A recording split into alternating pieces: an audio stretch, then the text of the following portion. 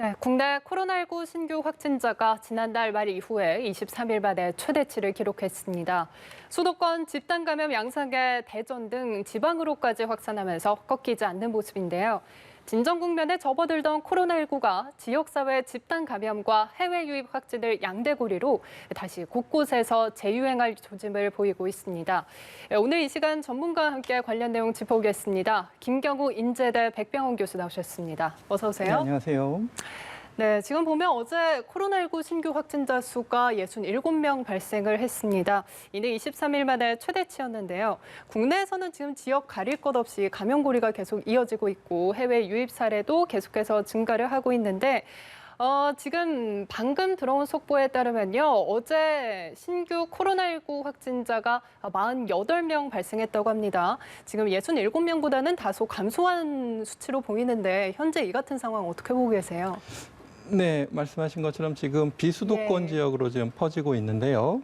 지금 특히 이제 대전뿐만 아니라 전주까지도 확진자가 확인되고 있고 아마 대전에서는 계속 확진자가 증가하고 있는 양상을 보일 것 같습니다. 그래서 대전 지역의 증가세, 그리고 전주 지역에서 지금 확인된 것도 사실은 감염 전파가 일주일 전에 있었던 것이 지금 확인되고 있거든요. 그래서 이미 전주에서도 특히 이제 그 식당을 방문했던 분들이나 방문업체 행사장을 방문했던 분들 중심으로 지금 일주일 이상 지났기 때문에 한 2, 3차 감염이 지역사회에 시작될 가능성이 있겠고요. 이런 양상은 이제 대전, 전주뿐만 아니라 다른 지방에도 이제 충분히 이러한 알려지지 않은 조용한 전파라든지 아니면 확인되지 않은 증상이 있지만 선별 검사를 받지 않아서 확인되지 않는 비수도권 전파가 계속 감염이 확산될 것으로 좀 우려되고 있는 상황이라고 할 수 있겠고요.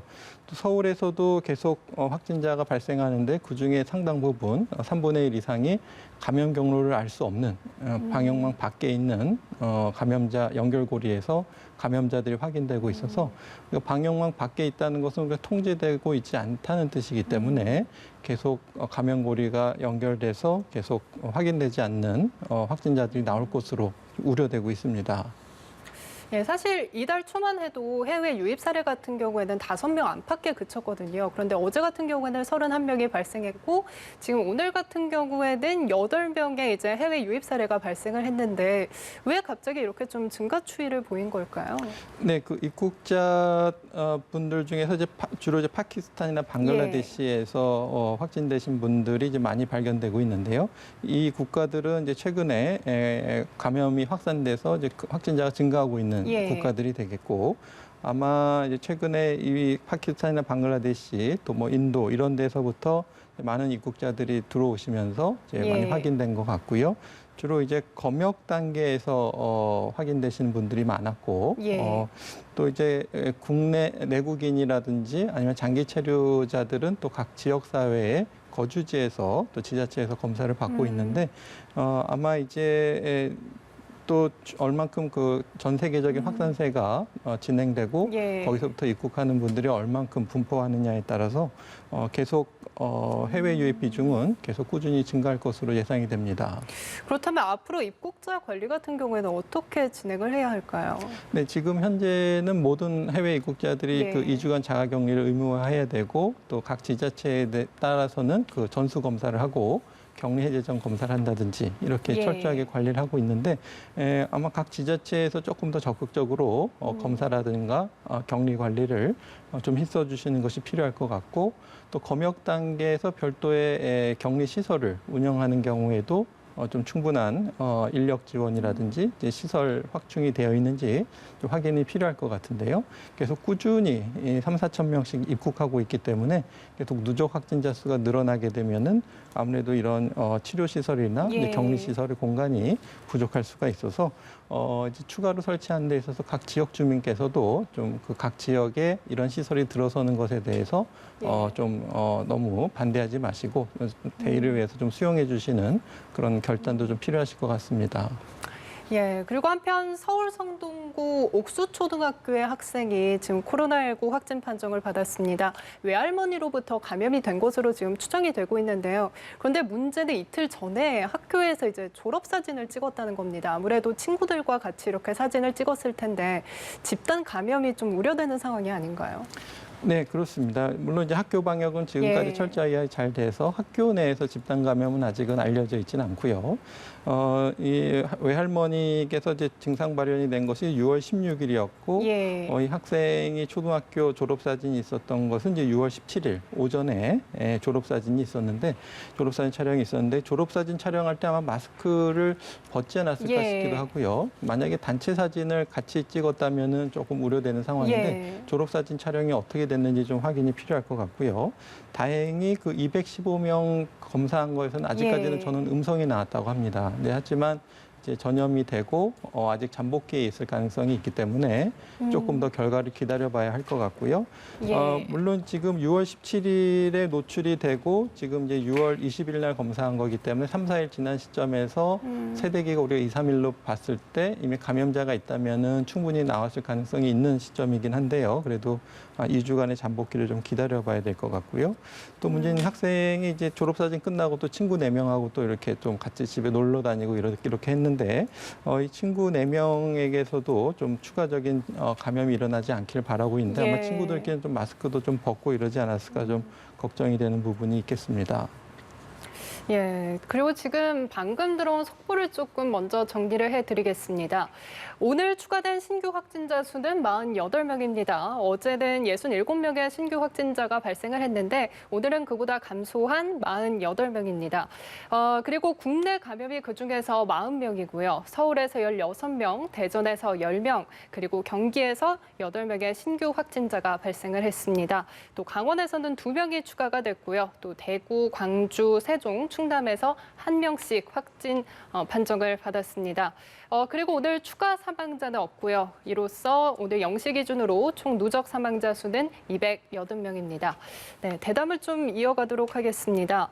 한편 전북 전주에서는 최근 거의 한 달 만에 확진자가 나왔습니다. 전북 지역 첫 학생 확진자의 감염원이 지금 확인이 됐는데 역학조사 결과 지금 대전 방문 판매업체 확진자 2명과 또 전주 한 식당에서의 동선이 겹친 건데 그 시간이 불과 5분이었다고 해요. 네, 맞습니다. 지금 확인해 보니까 그 대전의 방문 판매업자 2분이 이 전주에 방문한 게 이제 6월 12일 날이 되겠고 그때 방문업체 행사가 있었고 거기 1층 식당에 방문한 시간이 이제 5시 15분에서 8시 이렇게 되어 있는데요.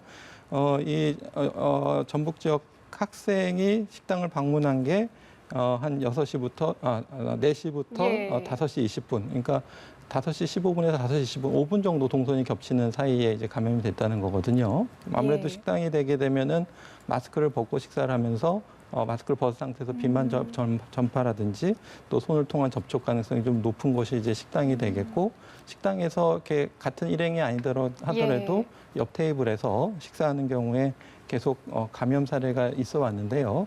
아마 이번에도 이제 그 대전 확진자로부터 이제 같은 식당을 이용한 것 때문에 감염이 된 것으로 지금 파악되고 있습니다.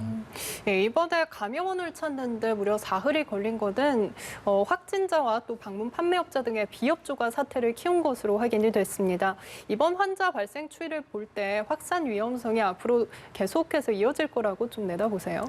네, 지금 이 대전 확진자분이 이제 추가로 감염된 것이 이미 그 6월 10일 날 대전 49번 환자 식사하면서 감염되시고 6월 16일 날 확진 판정을 받았는데요. 그때 이제 동선 추적할 때 이제 6월 10일 날 전주를 방문한 동선이 지금 뒤늦게 좀 파악이 된 거거든요. 그래서 지금 아마 이 전주 식당에서 이제 같이 그 시간대에 있었던 다른 손님들이나 종업원들은 반드시 검사를 받아보셔야 될 것 같고 이분들 중에서도 이제 추가적인 확진자가 나올 가능성이 많겠고요. 그 노출된 게 6월 12일이고 이제 오늘이 6월 20일이니까 충분히 추가적인 2, 3차 감염 가능성이 굉장히 높거든요. 그래서 전주 지역에서 추후 확산 위험성이 좀 우려되는 부분이라고 할 수 있겠습니다. 예, 이렇게 대전에서 시작된 코로나19 감염이 세종 또 충남 전국 곳곳으로 퍼지고 있습니다. 그래서 방역당국은 현재 수도권에 적용 중인 공공시설 운영 중단 등의 이제 강화된 방역 조치를 전국으로 확대해야 한다라는 이제 의견이 나오고 있는데 고강도 생활 속 거리두기에 대해서는 어떻게 내다보고 계세요? 네, 지금 수도권 중심으로 이제 전국으로 이미 확산된 상태이기 때문에 각 지자체에서는 좀 보다 선제적인 조치가 좀 필요할 것 같습니다. 그래서 지금 초기에 이런 선제적인 방역 강화 조치를 하지 않으면 나중에 이제 지역사회에 감염 경로를 예. 알 수 없는 확진자들이 증가하게 되면 그때는 이제 감당하기 어렵기 때문에 지금 미리 특히 이제 다중이용시설이라든지 예. 고위험시설 그리고 지금 사례들처럼 이렇게 소규모 집단 감염, 방문 판매 업체나 예. 소규모 개척교회 중심으로 이런 데서의 어떤 모임에 대해서 충분한 방역 조치 점검이 필요할 것 같고요. 무엇보다도 이제 각 지역에 계신 전 국민들께서 이런 환경에 노출되지 않고 가급적 밀폐된 환경에 노출되지 않고 특히 이제 마스크를 벗는 환경, 이제 식사를 한 식당이라든지 또 뭐 차를 마시는 카페라든지 이런 데서는 비말 감염 위험성이 높기 때문에 예. 비말 감염 노출이 높은 위험한 환경에는 가급적 가지 않고 마스크를 잘 착용해 주시는 것이 무엇보다도 필요한 시점이 되겠습니다. 예, 지금 계속해서 N차 전파가 우려되고 있는 상황인데 그렇다면 이렇게 연쇄 감염을 어떻게 하면 좀 차단을 할 수 있을지 어떻게 보세요? 네, 지금 역학조사 추적을 통해서 예. 접촉자를 찾아내서 격리를 하고 방역당국에서 할 수 있는 최선인데 예. 문제는 감염 경로를 알 수 없는 방역망 밖에서 계속 연결고리들이 이어지고 있고 특히 이제 증상이 나서 열이 나고 기침이 나고 이럴 때는 우리가 인지할 수 있지만 예. 증상이 발생하기 직전에 하루 이틀 정도는 증상 없이 감염을 시킬 수가 있기 때문에 누구나 감염자가 될 수 있고 나도 모르게 또 무증상 감염을 다른 분들에게 특히 이제 가족에게 또 시킬 예. 가능성이 매우 높겠습니다. 그래서 일단은 그 연결고리를 끊으려면은 이제 방역 당국이 할 수 있는 것은 어느 정도 한계가 있고요. 예. 전 국민들께서 이제 이런 위험한 노출을 줄이셔야 되겠고 여럿이 모이는 환경엔 가급적 피하고 이런 모임은 연기하시는 것이 필요하겠고 평상시 이제 마스크 착용 잘 하시고 손위생, 예. 거리두기 이걸 좀 철저히 해주셔야 될 것 같고요. 또 최근에 이제 대중교통이 좀 가장 좀 걱정이 되는 부분인데 마스크 착용 의무화에 대해서 곳곳에서 계속 실랑이나 시비가 있어서 일단은 대중교통 이용하실 때도 전 국민이 마스크를 착용해 주셔야 되는데 간혹 뭐 이렇게 마스크 끈이 끊어졌다든지 뭐 깜빡 잊고 나왔다든지 그런 경우가 예. 있을 수가 있거든요. 그래서 한번 이제 전 국민들께서 마스크 하나씩 여유분을 가지고 다니시면서 이렇게 마스크를 이렇게 나눠주는 한 500원이나 1,500원 정도 기부를 한다고 생각하시면 그것이 다른 사람의 생명을 살릴 수도 있다는 의미를 가질 수가 있기 때문에 깜빡 잊고 마스크를 안 가져오신 분들에게 마스크를 하나씩 이렇게 나눠드릴 수 있는 그런 운동을 한번 다 같이 하면 좋을 것 같고요. 또 이제 어떤 전 국민들 어떤 소비자 운동처럼 이렇게 방역 수칙에 잘 적용되지 않는 사업장, 식당이라든지 이런 곳은 이제 스스로 불매 운동처럼 이용하지 않고 그쪽에 방문하지 않는 이런 운동들을 이제 전 국민들께서 좀 시작해야 하는 것이 어떨까 싶습니다. 예, 그리고 지금 아무래도 백신 치료제 개발에 전 세계에서 힘을 쓰고 있을 텐데 홍콩 매체에 따르면 코로나19를 일으키는 바이러스가 빠르게 변이를 하고 있어서 백신이 나오더라도 그 효과가 단기간에 그칠 수 있다 이런 우려를 나타냈습니다. 그렇다면 코로나19가 감기처럼 매년 좀 변이해서 나타날 수 있다라는 말일까요? 네, 이제 가장 우려되는 것이 이제 우리가 어떤 특히 이제 예. 코로나 바이러스의 스파이크 단백질에 대해서 이제 항원을 만들어서 이제 항체를 생성하게 하고 있는데 만약에 항원 목표로 하고 있는 항원에 변이가 생겨서 거기에 이제 면역력이 백신을 맞아서 항체가 생겨도 면역력이 생기지 않는 것이 이제 우려되는 예. 부분이라고 할 수 있겠는데요. 이제 한 가지 또 반대로 생각하면은 어떤 그런 항원 부위에 변이가 생기게 되면은 주로 이제 스파이크 단백질이 주로 우리 세포에 침투하는 경로로 이용되고 있는데 이제 심각한 변이가 생기면 침투 능력이 좀 떨어질 수도 있거든요. 그렇기 때문에 아마 이제 심각한 변이가 생기면 오히려 감염력이 떨어질 수도 있고 예. 아마 이제 소변이가 일어나면은 기존의 우리 백신으로도 어느 정도 면역력을 유지할 수가 있을 것으로 기대가 되고요. 이제 또 만약에 지금 어떤 RNA나 DNA로 개발하는 백신이 성공적이 된다면은 이 플랫폼을 이용해서 또 변이가 생긴 단백질에 대해서 우리가 또 새로운 유전자를 합성해서 비슷한 플랫폼으로 또 백신을 빨리 만들어낼 수가 있다는 그런 또 희망적인 부분도 있기 때문에 일단 저희가 계속 바이러스의 변이에 대해서는 계속 모니터링을 하면서 또 이 백신 개발에도 또 좀 많은 투자와 연구가 뒷받침된다면 이제 설령 이제 변이가 된다고 해도 좀 우리가 좀 충분히 대응할 수 있는 희망적인 부분이 있을 것 같고요. 무엇보다도 이제 변이가 되려면 계속 많은 전파가 일어날 때 그 중에서 계속 변이가 생기고 우연히 이제 잘 들어맞으면 또 심각한 감염력을 일으킬 수가 있기 때문에 무엇보다 감염 확산세를 좀 줄이는 것이 계속적인 변이를 좀 막을 수 있는 하나의 또 방법이 될 수 있을 것 같습니다. 예, 알겠습니다. 오늘 말씀 여기까지 듣겠습니다. 지금까지 김경우 인제대 백병원 교수였습니다. 고맙습니다. 네, 감사합니다.